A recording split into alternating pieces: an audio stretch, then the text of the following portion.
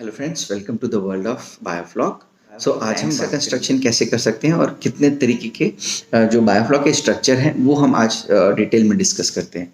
सो जो सबसे फेमस जिसके नाम से बायोफ्लॉक हुआ है पूरे वर्ल्ड में वो है राउंड टैंक मेथड। इसमें क्या होता है कि वर्ल्ड के डिफरेंट डिफरेंट पार्ट में आप देखेंगे कि 4-5 ऐसे डाया पे वर्क करके राउंड टैंक्स बना लिए जाते हैं। बेसिकली इंडोनेशिया में ये 4 डाया का जो सिस्टम है, 4 या उससे छोटे का यूज़ होता है। कारण ये है कि उनके यहाँ जो इसमें बायोफ्लॉक सिस्टम में ज़्यादातर कैटफिश करते हैं, जैसे मांगुर, हाइब्रिड मांगुर। तो वो उनका हार्वेस्टिंग भी 2 महीने के अंदर वो कर लेते हैं। उनका बेसिक साइज़ जो है वो 10-15 ग्राम, इस मतलब छोटी साइज़ की जो फिश होता है उनका कंजम्पशन पैटर्न उस टाइप का है। बट अगर हम इंडियन सिनेरियो की बात करें तो हमारा जो फिश कंजम्पशन पैटर्न है वो बेसिकली बड़ी साइज़ का है। बेसिकली जैसे आप तलपिया को देखें तो हम आधा किलो मिनिमम साइज़ 400-500 ग्राम है, इसका कंजम्पशन ज़्यादा है।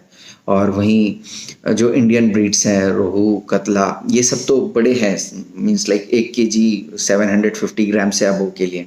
तो बायोफ्लॉक के लिए ज़्यादा सूटेबल होगा कि हम छोटी साइज़ की जो अप टू 500 ग्राम्स तक हम अचीव कर सके 6 मंथ में, हम वैसे फिश को हार्वेस्ट करते हैं और कल्चर करते हैं। सो राउंड टैंक के बारे में मैं बता रहा था। सो जो बायोफ्लॉक के राउंड टैंक हैं उसमें एक तो 4 डायमीटर होता है जो बहुत कॉमन है, और प्रधानमंत्री मत्स्य न्याय योजना के अंतर्गत जो सब्सिडी है वो 4 डायमीटर के टैंक्स में मिलती है। बट 4 डायमीटर टैंक के साथ एक बहुत बड़ा इशू है कि उसमें ग्रोथ जो है वो बहुत हैम्पर होता है। मीन्स हम अगर सेम टाइम पे 4 डायमीटर, 5 डायमीटर और 6 डायमीटर के टैंक्स में फिर से स्टॉक करते हैं तो जो ग्रोथ है 6 डायमीटर का सबसे फास्ट मिलेगा और 10 डायमीटर का रेस्पेक्टिवली बहुत स्लो होगा। Means like just half growth आप अचीव कर पाएंगे। सो राउंड टैंक्स में आप कोशिश करिए कि जब भी आप टैंक्स बना रहे हैं मिनिमम 6 डायमीटर या अबोव आप उसका यूज़ करें। 6 diameters means around 30,000 litres water capacity होती है जिसकी। अब राउंड टैंक बनाने की भी 2 मेथड हैं। एक तो है सीमेंट टैंक, जो कि आप सीमेंट और ब्रिक वर्क्स करके इसको राउंड टैंक बना सकते हैं।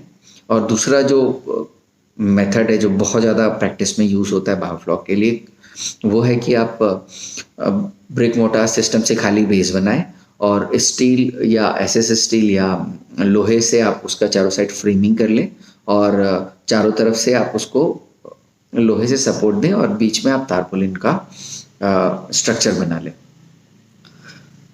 मैं रिकमेंड करूंगा कि आप तारपुलिन स्ट्रक्चर पे वर्क करें, कारण क्योंकि जो पीएच है वो सीमेंट टैंक्स में बहुत फ्लक्चुएट करता है और टेम्परेचर वेरिएशन जो ठंड के सीज़न में सीमेंट का टैंक बहुत ठंडा हो जाता है और गर्मी के दिनों में वो उतना मीन्स लाइक हीट को लेके रेजिस्टेंस लेवल उसका डिफरेंट है। तारपुलिन टैंक्स में एटलीस्ट वाटर पैरामीटर थोड़ा स्टेबल रहता है और पीएच फ्लक्चुएशंस, मतलब टैंक्स के कारण पीएच फ्लक्चुएशन के चांसेस कम रहते हैं। दूसरा है जो आजकल बहुत इमेंस पॉपुलैरिटी गेन कर रहा है, वो है तारपोलिन के थ्रू, जिसमें पॉन्ड लाइनर बोलते हैं जिस टेक्निक को। इसमें क्या होता है कि आप बहुत बड़ा एरिया कवर अप कर सकते हैं और इसका कॉस्ट जो राउंड टैंक के ट्रेडिशनल मेथड है उससे जस्ट हाफ और हाफ से भी कम होता है। तो आप इसमें पहले आप अपने खेत में 2 फीट या तो गड्ढा खोद लीजिए या मेड़ बना लीजिए। ऊपर 3-4 फीट की हाइट हमें चाहिए टोटल, क्योंकि 3-3.5 फीट पे हम वाटर लेवल बनाते हैं बायोफ्लॉक के लिए। तो आप उसमें 250, 300, 350, 400 ऐसे जीएसएम के तारपोलिन शीट को बिछा के फिश फार्मिंग कर सकते हैं। सो ये जो पॉन्ड लाइनर है इसमें कॉस्ट कटिंग हो जाता है और वाटर कैपेसिटी जो आपको सेम है वो मिल जाती है। और दूसरा जो हमने अननेसेसरली एक्सपेंसेस किए हैं ब्रिक वर्क्स में और स्टील और जो उसका बेस बनाने में जो हमने खर्चा किया वो हम कॉस्ट कटिंग इसमें कर पाते हैं। तीसरा जो मेथड है वो सेमी बायोफ्लॉक का है। मीन्स लाइक जो ट्रेडिशनल पॉन्ड कल्चर है उसमें हम बायोफ्लॉक के बैक्टीरियाज को यूज़ करते हैं और सेमी जो दोनों के बीच का एक कॉम्बिनेशन बनाने की कोशिश करते हैं। और सेम वे में अभी एक ऑर्गेनिक डीकम्पोजर है, उसके थ्रू भी लोग ट्रेडिशनल मेथड में थोड़ा हार्वेस्ट को ज़्यादा मात्रा में कर पा रहे हैं।